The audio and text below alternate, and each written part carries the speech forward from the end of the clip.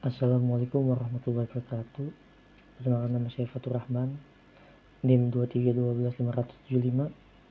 Di sini saya akan membahas tentang komponen perencanaan. Mata kuliah dari manajemen kurikulum.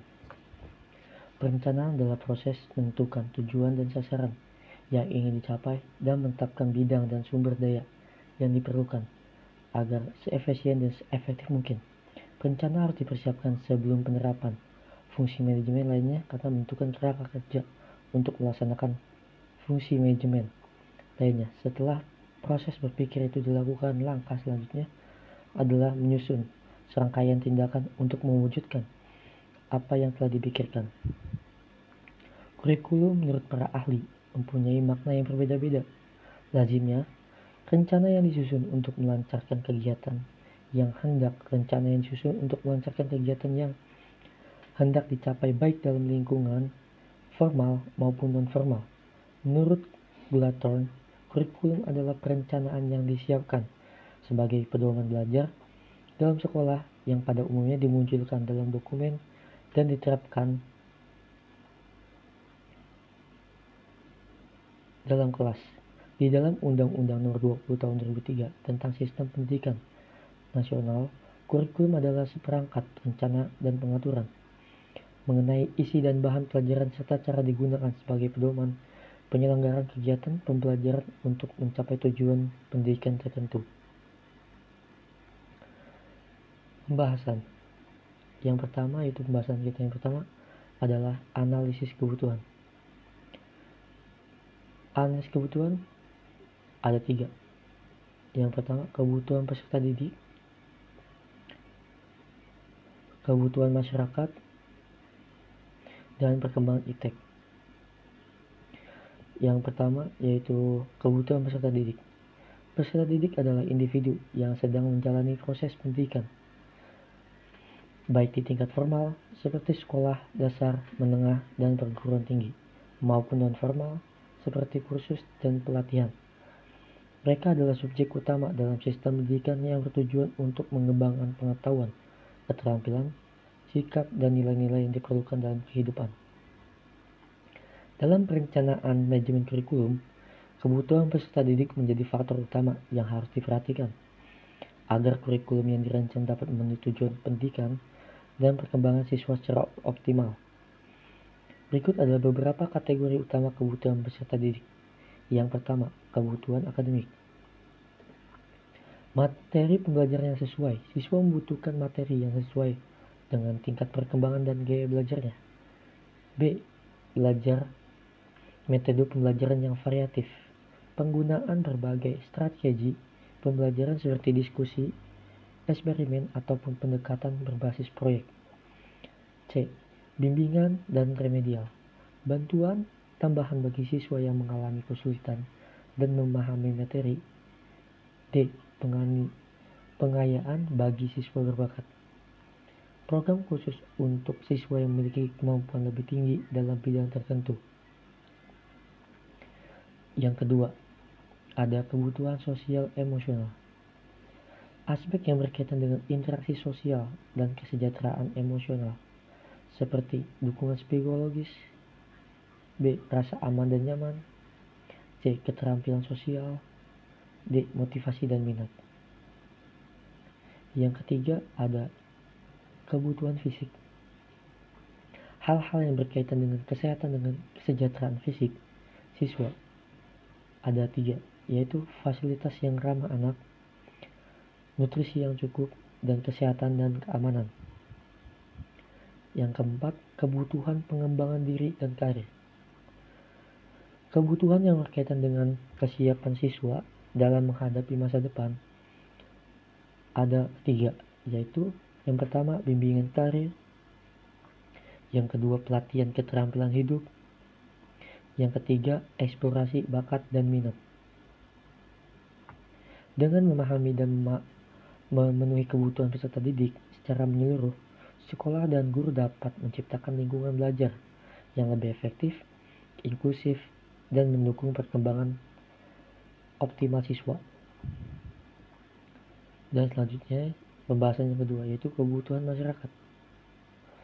Kurikulum tidak hanya berfungsi untuk memenuhi kebutuhan akademik peserta didik, tetapi juga sebagai alat untuk mencetak sumber daya manusia yang mampu berkontribusi bagi masyarakat.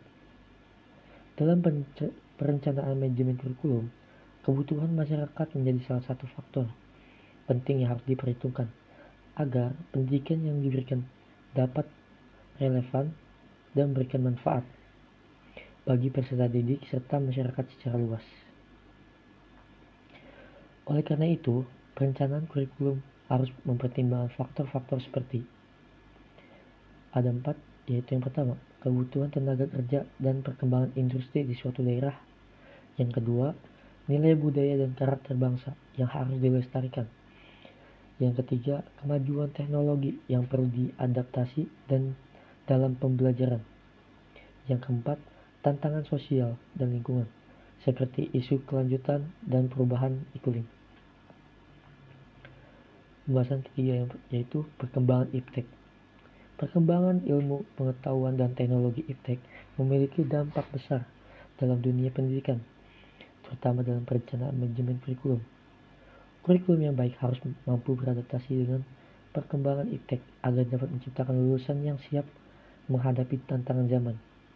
Perkembangan ilmu pengetahuan dan teknologi membawa dampak besar terhadap manajemen kurikulum dalam dunia pendidikan.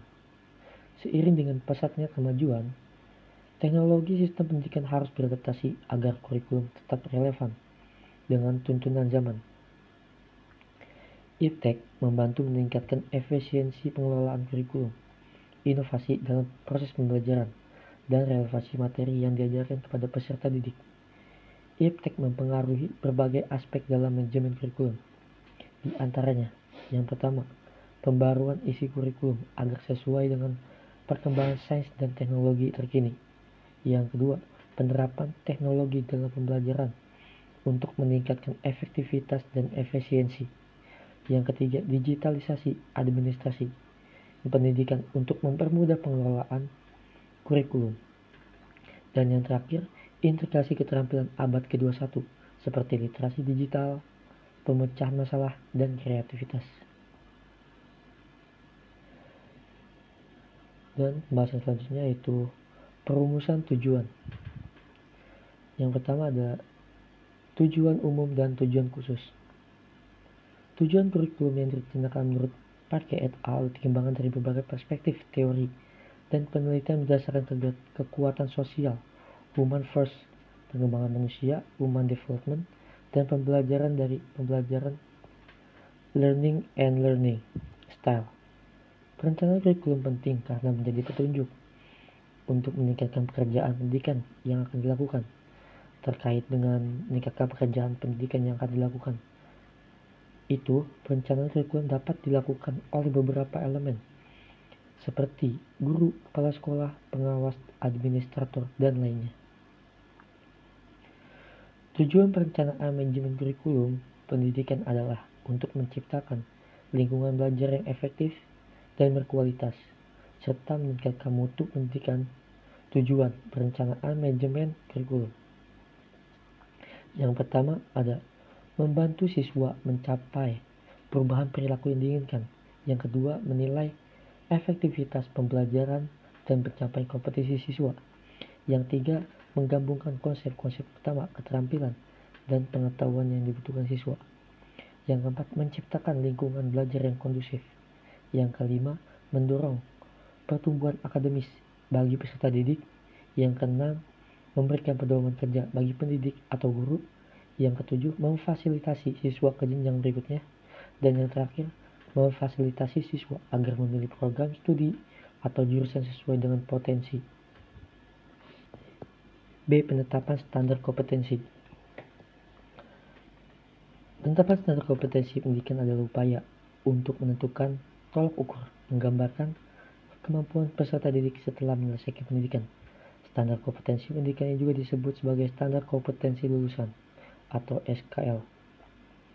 Tujuan penetapan standar kompetensi pendidikan adalah yang pertama, menjamin bahwa lulusan memiliki kompetensi yang diharapkan, mempersiapkan lulusan untuk melanjutkan pendidikan atau memasuki dunia kerja. Memastikan lulusan memiliki kualifikasi yang sesuai dengan visi, misi, dan tujuan program studi. Memastikan lulusan memiliki karakter sesuai dengan nilai-nilai Pancasila.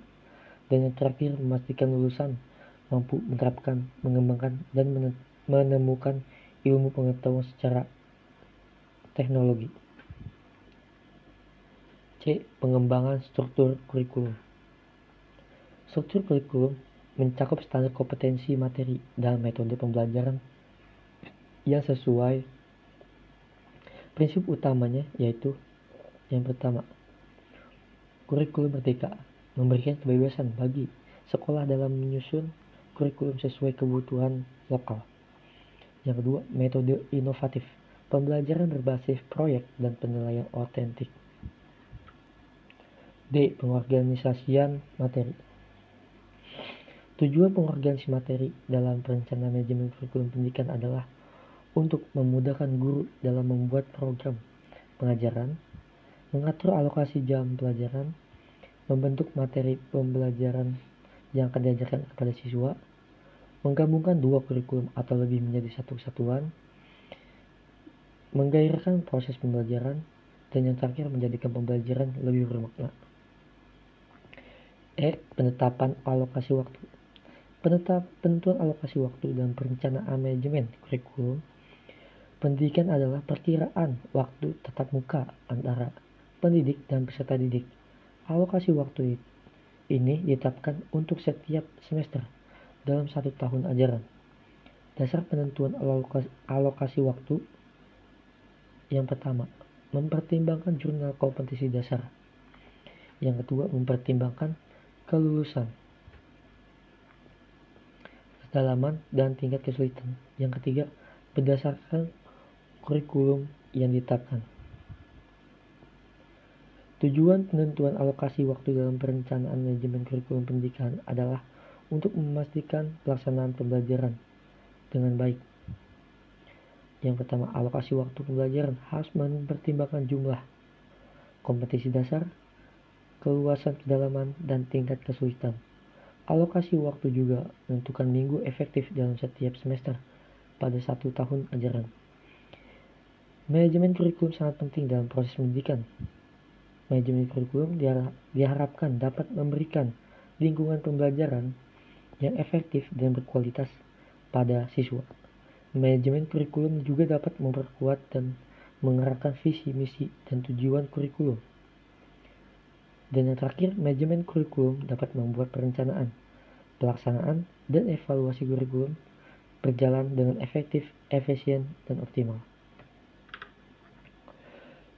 Selanjutnya, pemilihan materi. Pemilihan materi ada dua, yaitu pemilihan konten atau materi, dan yang kedua, organisasi materi. Pemilihan konten atau materi. Pemilihan konten atau materi dalam komponen manajemen kurikulum merupakan aspek penting dalam perencanaan kurikulum pendidikan. Konten yang dipilih harus relevan sesuai dengan tujuan pendidikan dan dapat mengembangkan kompetensi peserta didik. Berikut adalah prinsip dan faktor utama dalam pemilihan konten atau materi. Yang pertama, prinsip-prinsip pemilihan konten materi, yaitu relevansi. Yang kedua, validitas. Yang ketiga, kontekstualitas. Yang keempat, keseimbangan. Yang kelima, kontinuitas. Yang terakhir, fleksibilitas. Langkah-langkah pemilihan konten dalam manajemen kurikulum. Yang pertama, identifikasi kebutuhan pendidikan. Mengkaji visi dan misi pendidikan serta kebutuhan peserta didik.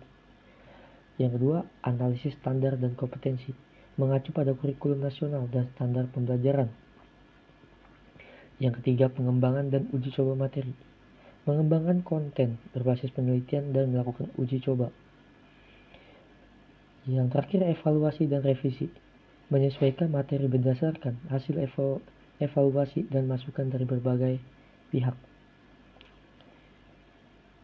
Selanjutnya, bahasan kedua yaitu organisasi materi dalam perencanaan kurikulum pendidikan. Organisasi materi dalam kurikulum mengacu pada cara penyusunan dan pengelompokan isi pembelajaran agar sesuai dengan tujuan pendidikan. Organisasi materi yang baik memungkinkan peserta didik untuk memahami konsep secara sistematis dan struktur.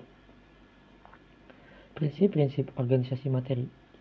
Untuk memastikan efektivitas pembelajaran organisasi materi, harus memperhatikan prinsip berikut. Yang pertama, kontinuitas atau continuity. Yang kedua, urutan atau sequence. Yang ketiga, integrasi. Yang keempat, relevansi. Dan terakhir, fleksibilitas. A. Pola organisasi materi dalam kurikulum.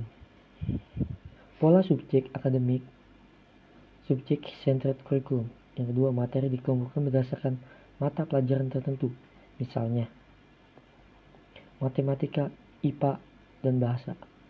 Fokus pada disiplin, ilmu dan struktur ilmu pengetahuan. B. Pola terpadu, integrated curriculum, menghubungkan beberapa mata pelajaran agar saling berkaitan.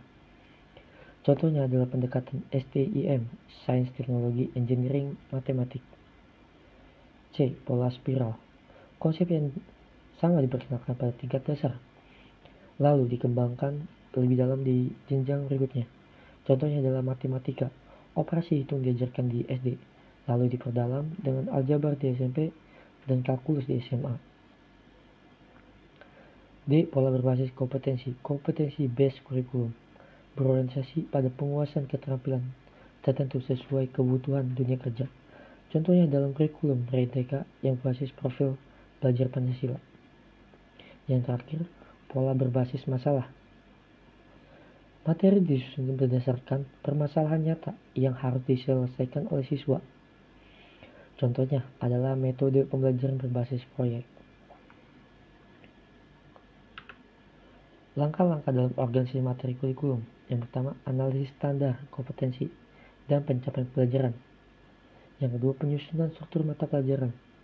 Yang ketiga, penentuan alokasi waktu. Yang keempat, integrasi dengan metode pembelajaran. Yang terakhir, evaluasi dan perbaikan.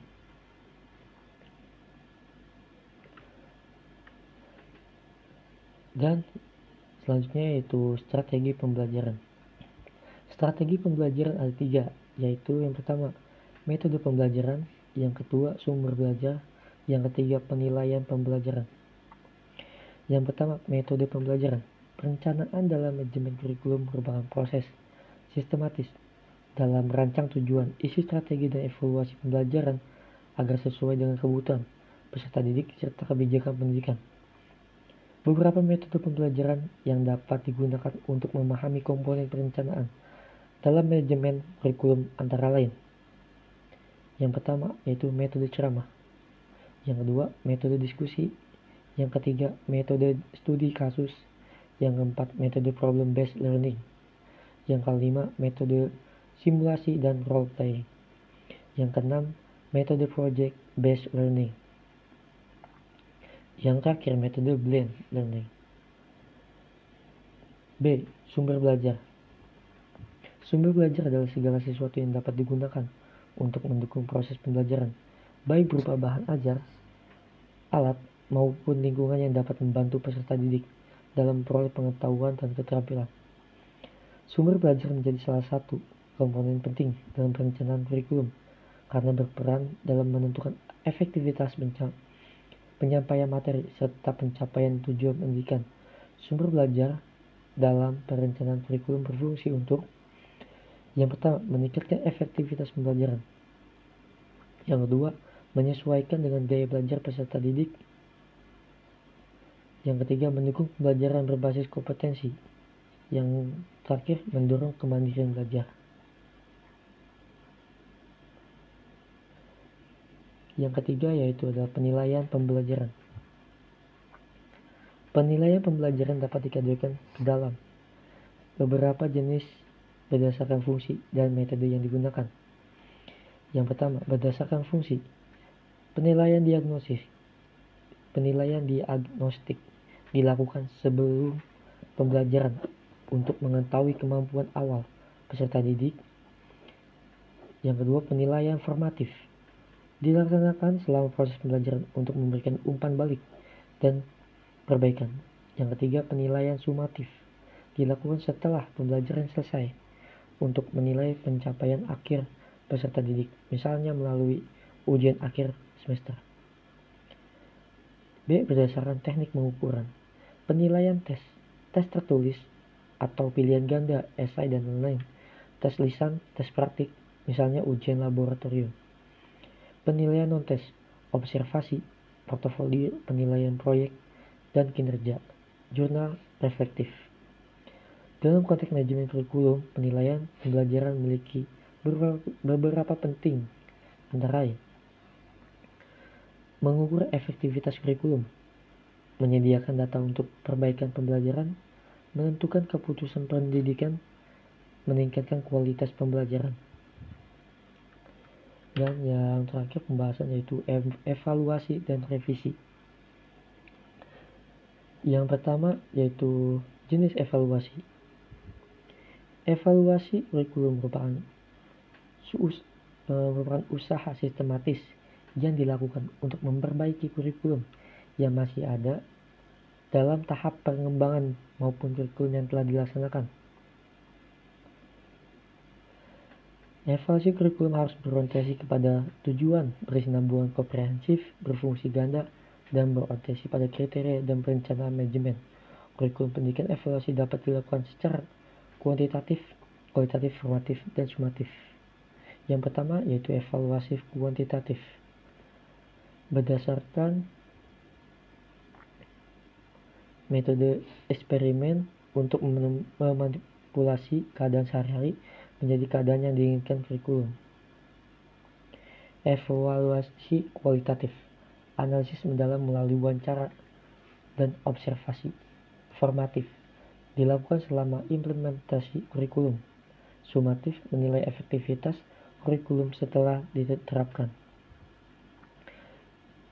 Yang kedua adalah instrumen evaluasi. Instrumen evaluasi adalah alat atau metode yang digunakan untuk mengumpulkan data dalam proses evaluasi kurikulum. Instrumen ini bertujuan untuk menilai efektivitas perencanaan, implementasi, serta hasil dari suatu kurikulum agar dapat ditingkatkan atau disesuaikan sesuai kebutuhan. Sebagai bagian dari manajemen kurikulum, instrumen evaluasi harus dirancang dengan cermat agar dapat memberikan informasi yang valid dan reliable mengenai pencapaian tujuan pendidikan. Yang pertama yaitu jenis-jenis instrumen evaluasi dalam manajemen kurikulum. Instrumen evaluasi dalam manajemen kurikulum dapat dikategorikan berdasarkan metode pengumpulan data, yaitu yang pertama, instrumen kuantitatif. Tes dan ujian, kuesioner, angket, skala Likert, analisis dokumen, dan data statistik.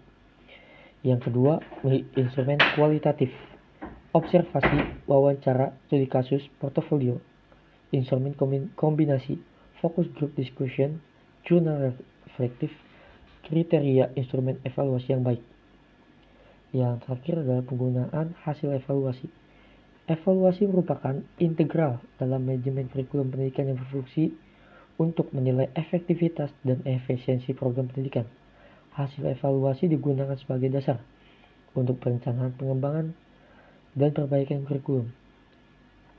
Berikut beberapa cara penggunaan hasil evaluasi dan perencanaan manajemen kurikulum pendidikan.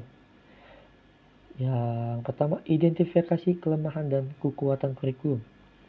Yang kedua, penyesuaian tujuan pendidikan. Yang ketiga, pengembangan strategi pembelajaran. Yang keempat, peningkatan kompetensi guru.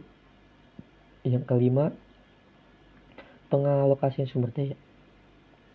Sekian dari saya, dan kesimpulannya yaitu manajemen kurikulum bertujuan untuk menciptakan sistem pembelajaran yang efektif, adaptif, dan berkualitas.